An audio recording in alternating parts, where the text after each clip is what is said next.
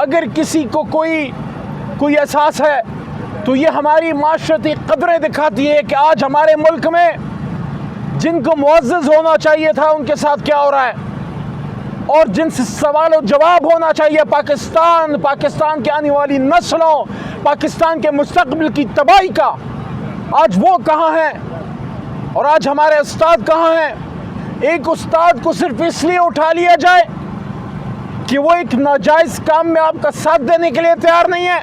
और कौन सा नाजायज़ काम? हमारे दीन की बुनियाद अदल व इंसाफ पे है। इन्नल्लाह यामुरु बिल अदल वल ihसान। हज़रत अली रज़ियल्लाहु तआला अन्हु का एक बार फिर उनका कौल आपके सामने पेश करता हूँ कि कुफ्र का निज़ाम तो चल जाएगा, जुल्म का नहीं चलेगा। और जिन ममालिक के सामने आप लोग सजदा रेज़ होते हैं उनकी बात कर देता हूँ।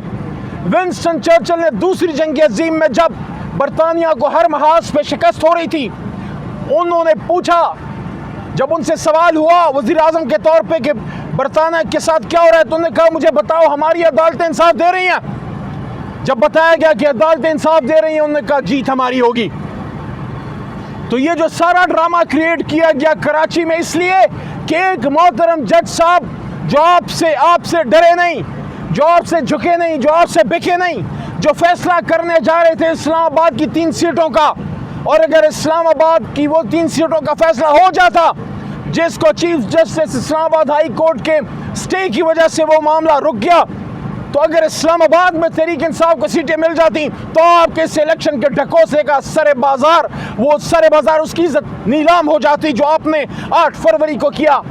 एक जज जिसका कलम बिकने के लिए तैयार नहीं है, आप उसके खिलाफ किन हदों तक चले गए हैं कि उस्ताद की इज्जत ना रही, जज की इज्जत ना रही। जिस मुल्क में उस्ताद की इज्जत ना हो और जिस मुल्क में अदल के निज़ाम को सरे बाजार नीलाम करने की कोशिश की जाए, जहां लिखारी का कलम जज के खिलाफ यूज़ हो क्योंकि वो जज बिकने के लिए तैयार नहीं है, तो इमरान खान तो छोड़ें, तहरीक इंसाफ तो छोड़ें, ये तो बड़ी छोटी बातें। असल बात यह है कि मुल्क के निज़ाम के साथ खेला जा रहा है।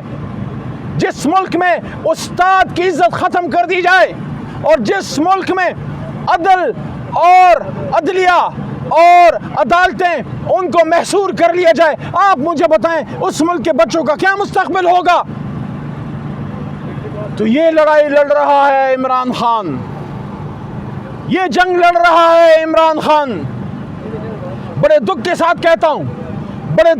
कहता हूं कि आप लोगों को एहसास नहीं है जो ये लोग कर रहे हैं। आप लोगों ने जब मुल्क के साबिक वज़ीर आज़म जनाब इमरान खान साहब के गिरबान पे हाथ डाला, वो इमरान खान का गिरबान नहीं था, वो 25 करोड़ अवाम की इज्जत का पग था जिस पे आपने हाथ डाला है। तभी तो कौम आपके खिलाफ खड़ी हो गई है, तभी तो कौम आपके खिलाफ है, तभी तो कौम आपकी बात सुनने को लिए तैयार नहीं है। लोग कहते हैं खूनी इनकलाब।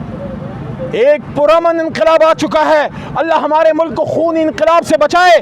पुरअमन इनकलाब 8 फरवरी को आ चुका है। ज़बान खल्क़ को नक़ारे खुदा समझो। Read the writing on the wall, and the writing on the wall is the people of Pakistan want Imran Khan. The people of Pakistan want Imran Khan to be the Prime Minister of this country, कि इस मुल्क को आगे लेके जाए। और आपने क्या किया?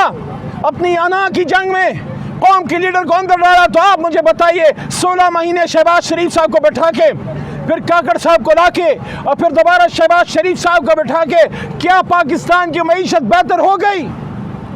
क्या महंगाई कम हो गई? क्या पेट्रोल, बिजली, डीजल, गैस की कीमतें कम हो गई? क्या IMF की गुलामी में जाते जाते आपने पाकिस्तान की मईशत का कबाड़ा नहीं कर दिया? वो ममालिक जो आपको सपोर्ट करते थे अब आपकी तरफ देखने को रवादार नहीं। हमेशा सऊदी अरब, चीन हमारे भाई हैं, दोस्त हैं। हमेशा अल्लाहुम्मा सल्ली अला मुहम्मद व अला आलिहि व अस्हाबिहि वसल्लम। 2 सितंबर 2024 अडयाला जेल। आप सबको सलाम। आज एक ऐसी बात करने लगा हूँ जिसको देख के मुझे बड़ा दुख हुआ है और कल से परसों से दिल पे सबके बड़ा बोझ है। हज़रत अली करमल्लाह वजहू का कौल है कि जिसने मुझे एक लफ्ज़ भी सिखाया मैं उसका ग़ुलाम।